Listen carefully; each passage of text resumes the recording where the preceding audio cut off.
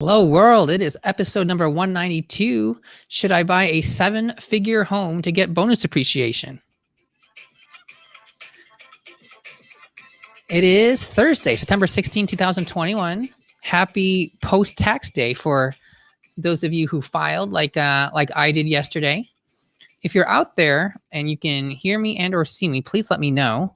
We're broadcasting remotely and I'm on a different studio. So I don't know if this is going to go through, but if you do hear me or see me, please drop a note in the chat. I'd appreciate it.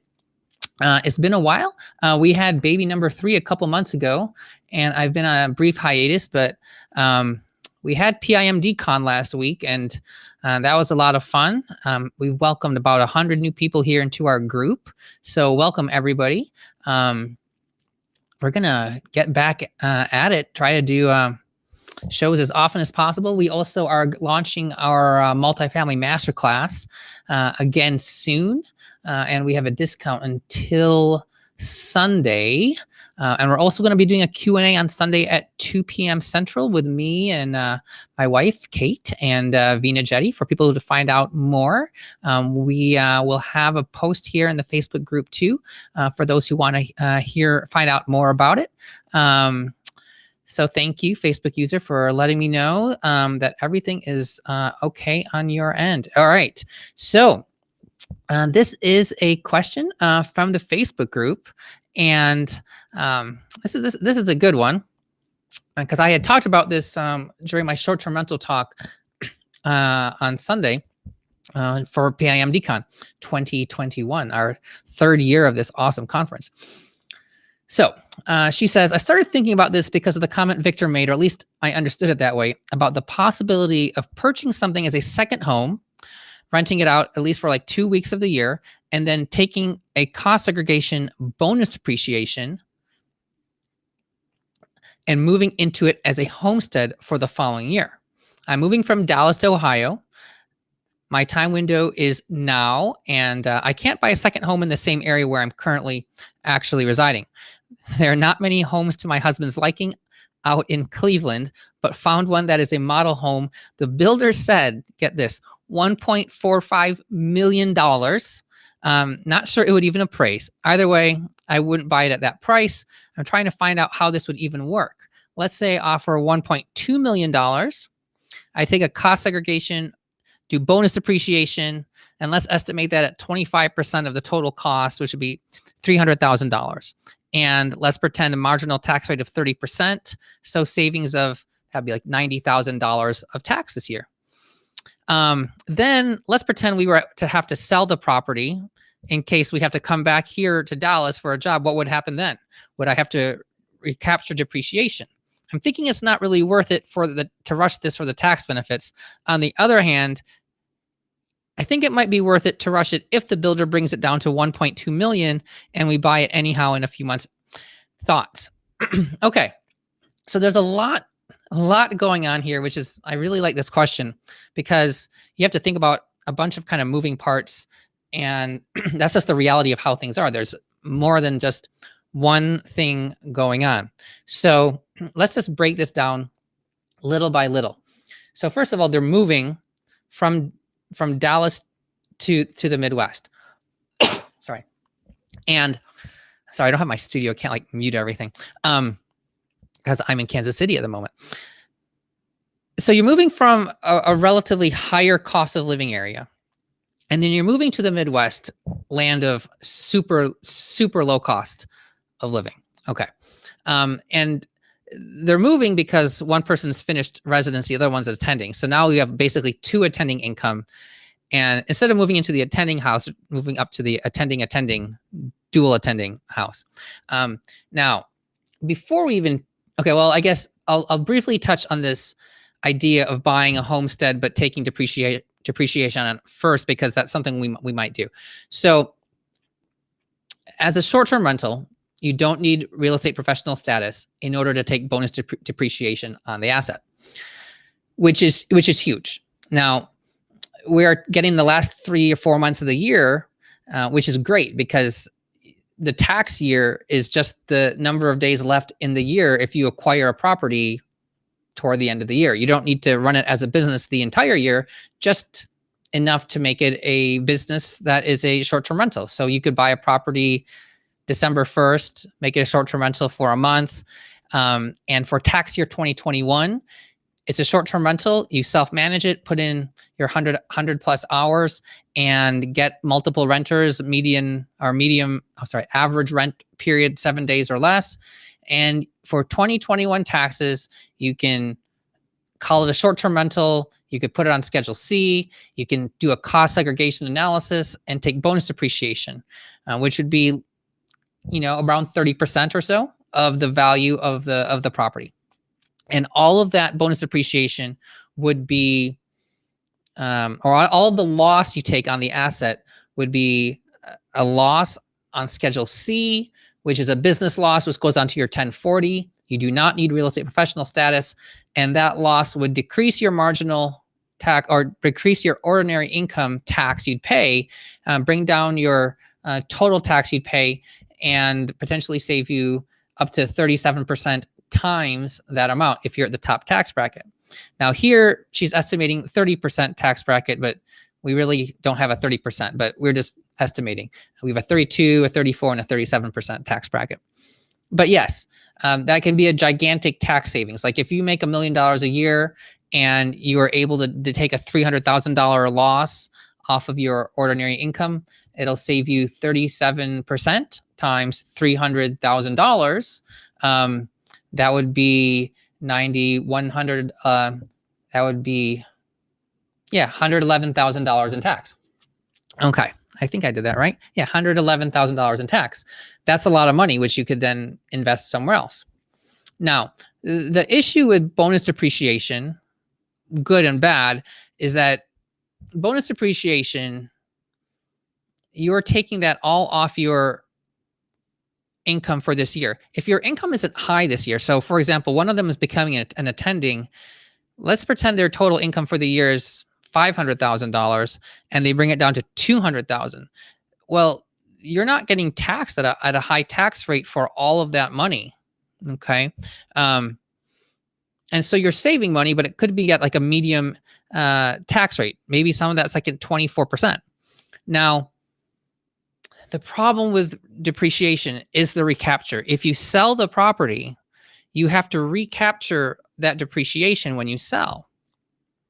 And when you use bonus depreciation, and this is why it's like a double-edged sword, at least from my understanding from CPA, it actually gets recaptured at ordinary income.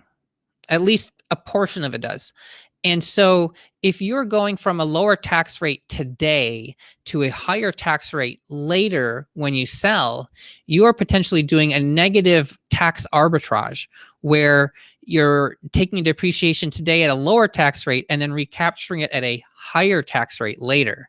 And this is in contrast to just taking regular, like your 5-year depreciation schedules and 15-year. And so it's messy. And if you're in a position where you're definitely at the top tax bracket now, then it makes a lot more sense to try to take the bonus depreciation. Just from a pure mathematical standpoint, take that tax benefit today, invest that money, and then when you recapture it later, you may have to recapture it all. Hopefully, in the meantime, you were able to make money on that money and then potentially recapture the tax at a similar tax rate or lower. Like if you do this when you're retired and you're in a lower marginal tax situation. And we also don't know how the marginal tax rates are going to change from year to year, but they're probably going to go up next year and for the next 3 to 4 years after. So from a pure tax perspective, this can be not so ideal if you're in a situation where you're lower income today and higher income like a year or two from now and you have to sell. Okay. So that's just the tax portion. Now, a bigger issue here is, and I see this a lot, and like I'll give a talk about something and then people start, I cannot believe how many people are getting into short-term rentals. Like it's scary to me.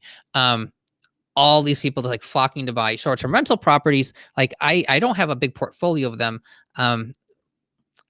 I don't want to have a big portfolio of short-term rentals, although certainly they can be super lucrative. But I do diversify, having more stable long-term rentals. But what matters to me is first buying a property that makes sense to buy, irrespective of just what your business plan, or just to get a tax benefit. Like buying something for a tax benefit, you're still buying something. Like if you want to get a big tax deduction at the end of the year, yeah, you go buy yourself a Tesla X, buy yourself a 6-figure car, 6,000 pounds plus, and you have a business use of the car, you could depreciate the whole thing. You have to continue using it like primarily for business use, but yeah, you could take a huge tax deduction, but you're still spending the money, right? So buying something that ideally you want to buy things that you would otherwise be buying and taking a tax benefit, that's great. Now, you do say that, yeah, you might be buying the house anyway. So now this gets a little bit, now we're going to talk about, should I even buy this house in the first place? Okay, so we're talking about buying a new construction property that the builder is saying is $1.45 million. And you're saying that you're going to offer like 1.2. Now that's like a huge spread. Okay. Like in this market, if the asking price is 145 and you're offering 1.2, $250,000 spread is gigantic. So one of these numbers is way off. Like if it's really worth 1.45, there's no way they're taking 1.2. Now, maybe they're throwing this super high number, but at the end of the day, builders, I mean, they need the property to appraise for a reasonable amount, similar to what people are offering, or else people will not actually be able to close. But $1.45 million. Let's just talk about this number. Is it a lot of money? It's a lot of money. Is it a lot of money for a house? Well, it just really depends on the house and really the land, right? Like you are in Dallas, a $1.45 million house in Dallas, you can buy a really safe property at that price.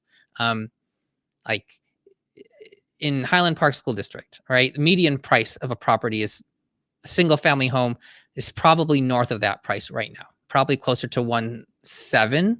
I'm just kind of making that up. It's somewhere probably between 1.5 and 2. So yeah, if you're buying a $1.45 million single family home in an area where that price is below the median, yeah, that's like a very secure place to park that kind of cash, right? When there's a whole bunch of houses at that price point and higher, that is probably reasonable. Okay, because one of the things that's very concerning is you're not sure if you're going to stay there, right? Like there could be a different job here in Dallas that you end up coming back for. I say here as if I'm there, but I'm not there right now. But yeah, you may move, right? And so the transactional cost of moving an illiquid asset is very expensive. Like if you sell a property and you have to pay the 6% in commissions on $1.45 million, that's $90,000 just in commissions alone, not to mention the holding time. And I mean, the mortgage alone, just to float it while you're trying to sell it, could be, I don't know, $8,000 a month, with property tax and whatnot. So that can become a very, very, very expensive transaction to sell that property. And that's assuming you're able to sell it at like a similar price. When you're going to the Midwest, $1.45 million, that is an expensive house. Okay. So let's just go Zillowing, because Zillowing is fun. Let's go to, I have this, this is the city where the property is being built. There's like a little like subdivision of these new houses. And this is near Cleveland. So let me pull up, let's see if I can make it a little bigger for y'all. Okay. Here we go. This is a $1.1 million house. Okay. Oh, okay. There we go. Where is that $1.1 million house? Oh, that $1.1 million house has disappeared. It'll come back up. Okay. So here's Zillow, and here's the city, Brecksville, Ohio. Okay. So I just filtered this for sold properties. Now, in some states, Zillow is super useful because it actually gives you the price that something's sold, because those prices get put on public record, and Zillow is able to scrape that data. in other states like Texas, purchases are not public record. So you can find out what it was listed at based on like MLS data, but what it actually sells at does not really get posted anywhere. It's kind of hidden. MLS ends up getting like the information, but it's not available to the general public and not in Zillow. So Zillow can be a lot more off.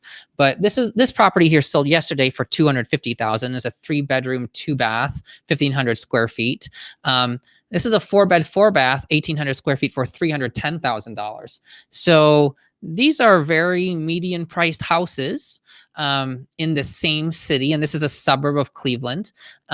This house, okay, this sold a few days ago, 4 beds, 4-bath, 5,000 square feet. Now, this is a gigantic house to me already. This is plenty big for a family at 560, a little north of $500,000. Okay, so this is like 2 average houses. 500,000 gets you 4 beds, 3-bath, 2,800 square feet. Here's a higher price one, 825,000. Okay, 5 beds, 5-bath, 5,500 square feet. This sold 2.5 weeks ago. Okay, so that's the highest price so far in the past few weeks.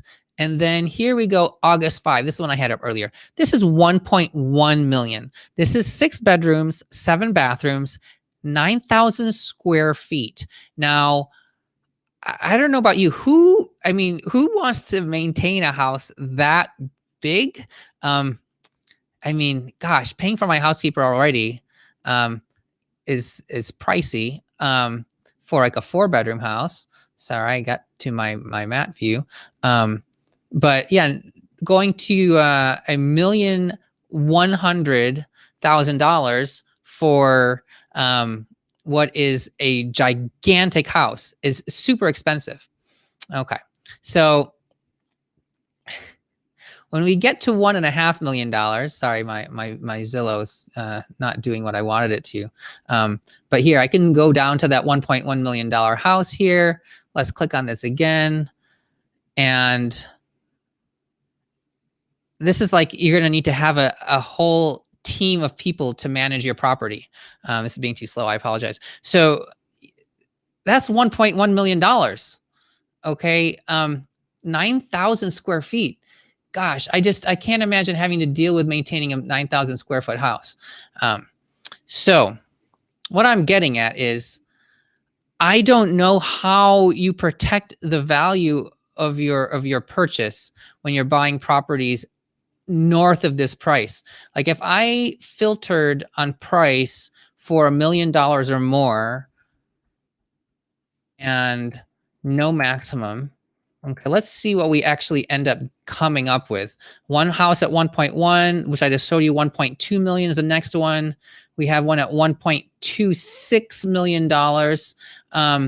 We don't really have anything. That's the highest priced property. This $1 million house is 5 beds, 7 baths, 6,400 square feet. That sold in July. This is a beautiful property. $1.26 million is really just a bunch of land, it looks like, potentially. Here's 1.2 million, 4 beds, 6 bath, 5,000 square feet.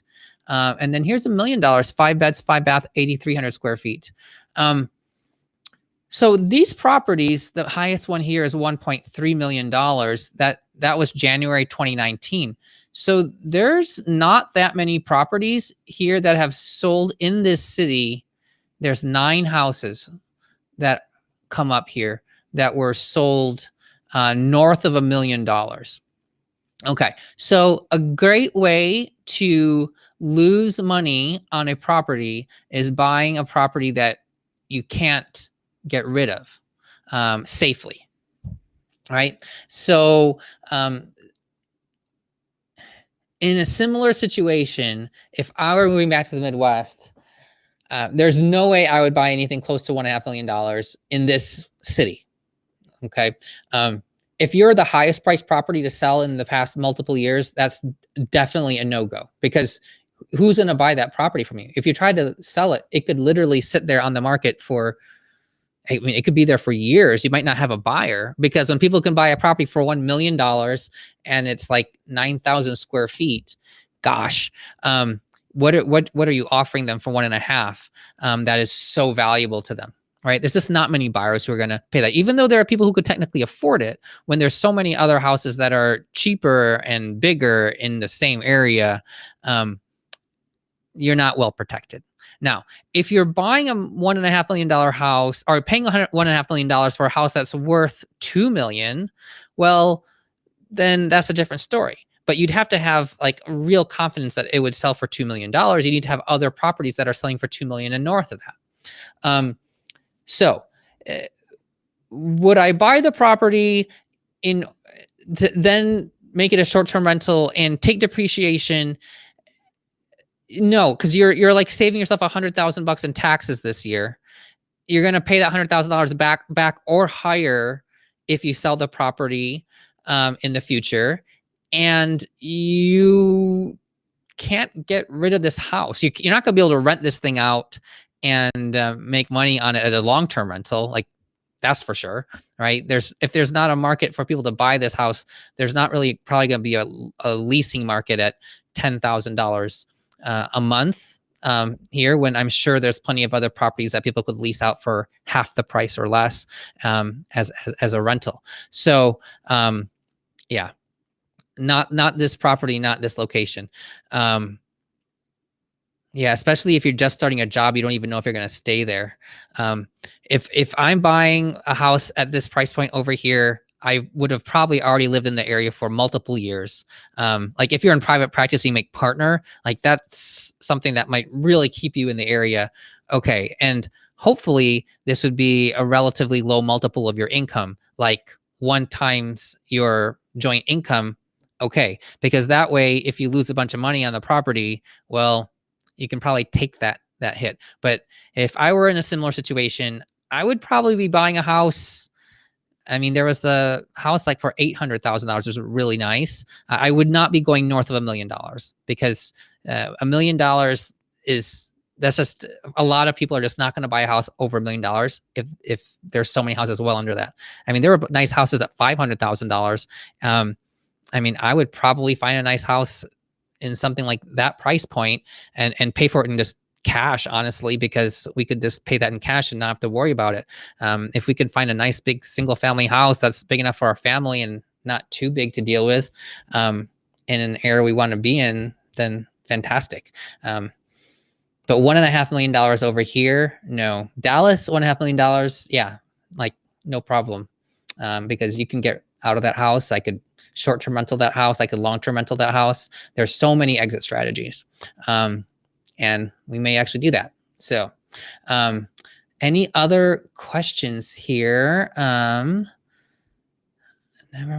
way. Okay. I think I got all the comments. Those sound like they're probably from my wife. Is this his Facebook user?